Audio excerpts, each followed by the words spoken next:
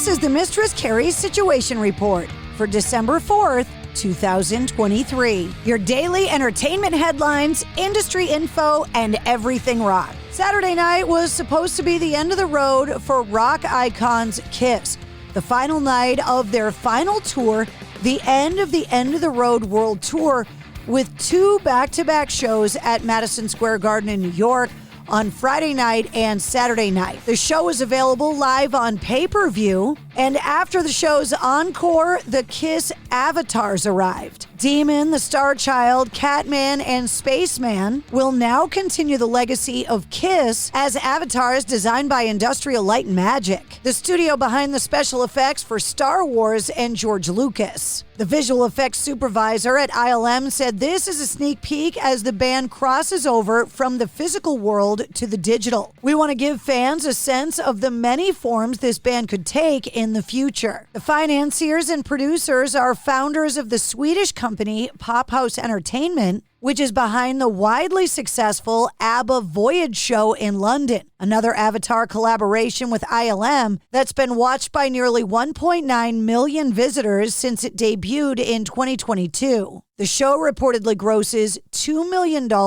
every week. A new Apple Plus docuseries titled John Lennon, Murder Without a Trial includes new eyewitness accounts that reveal the strange disconnect between John Lennon's killer, Mark David Chapman, and his brutal act. One bystander reportedly said he actually apologized to us. He said, "Gee, I'm sorry I ruined your night." And I said, "You got to be kidding me. You just ruined your whole life." John Lennon, Murder Without a Trial is set to premiere on December 6th, almost 43 years to the day that Mark David Chapman killed John Lennon on December 8th, 1980, outside of his apartment at the Dakota Building in New York City. Chapman pled guilty to the officers at the scene and was never tried for the crime.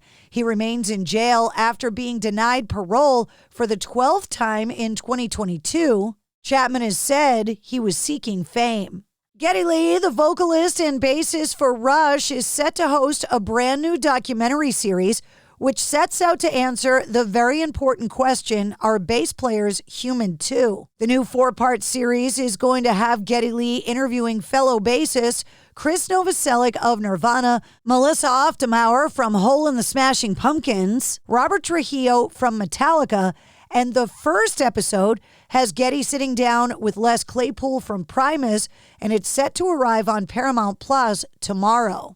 And in a recent interview with CBS News Sunday morning correspondent Jim Axelrod, Geddy Lee responded to the next chapter of his musical career. Talking about continuing on without Neil Peart, he said, quote, "Yes, it's difficult to figure out what that chapter is without him." And when he was asked if he and Alex Lifeson had ever talked about getting a new drummer and going out on the road again, he said, "Let's go get one of the great drummers and tour again. Have we talked about it? Yeah. It's not impossible, but at this point, I can't guarantee it." For the first time since 2014, Foreigner and Styx are touring together, set to hit the road between June and August of 2024. The Renegades and Jukebox Heroes tour goes on sale this Friday, featuring special guest John Waite. The tour has 3 stops in New England, including August 2nd at the Xfinity Center in Mansfield, Massachusetts, August 3rd at the Maine Savings Amphitheater in Bangor, Maine, and August 4th at the Bank of New Hampshire Pavilion in Guilford, New Hampshire. Miles Goodwin, the singer, guitarist, writer, producer, and leader of the multi-platinum selling band April Wine, has passed away at the age of 75. No cause of death was revealed. The family is asking for privacy. Spotify's 2023 Wrapped has arrived, and with it, a bunch of stats and data on the music that was listened to on the streaming platform this year. Taylor Swift, who is the platform's most streamed artist, is set to earn over $100 million in streaming fees. According to Billboard, Taylor Swift is set to receive about $97 million. Adding in the stream she'll get in December, it rounds out to about $101 million. It could hit the $130 million mark when you count in publishing revenue. Taylor Swift racked up 26.1 billion streams over the year. Spotify pays between .003 and .005 cents per stream. Outside of Spotify, Billboard also estimates that Taylor Swift has earned a grand total of 38.3 billion streams across all platforms. Limp Bizkit have been added to the lineup of the 2024 Download Festival. The band making their return to Donington Park in the UK for the first time in 11 years this June. The festival sang known for their high-energy performances and groundbreaking fusion of rock, hip-hop, and metal.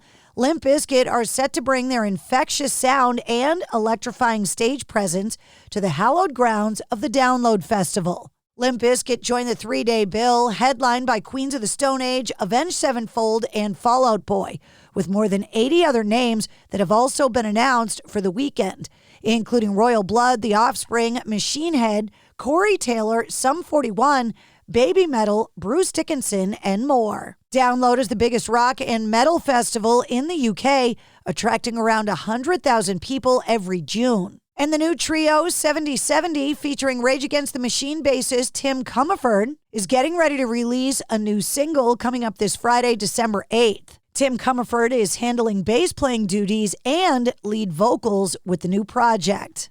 That's your sit rep. For more details on all of the stories, check the links in the show notes of this episode.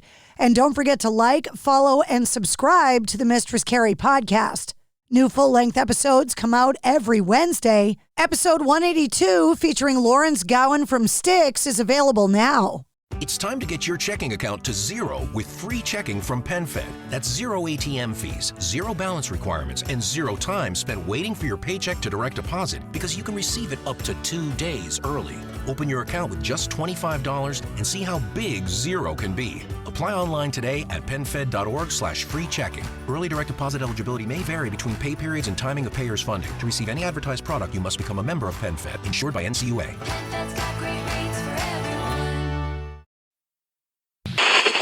Permit me here and now to promise as a good comrade and a fellow artist that I will not report any of this, whatever it is, to the police.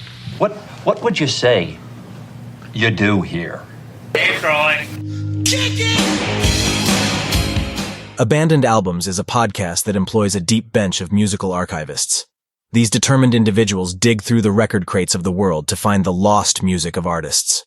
Using a patent-pending algorithm and spirited debate, we pick one album as an inroad to talk about and then reach out to the artists. We invite them into Thunderlove Studio. When we're lucky, they say yes. Abandoned Albums is a little like this. That was TNUC by Grand Funk Railroad. And I spelled the word backward in my head, and I immediately went out and bought the record.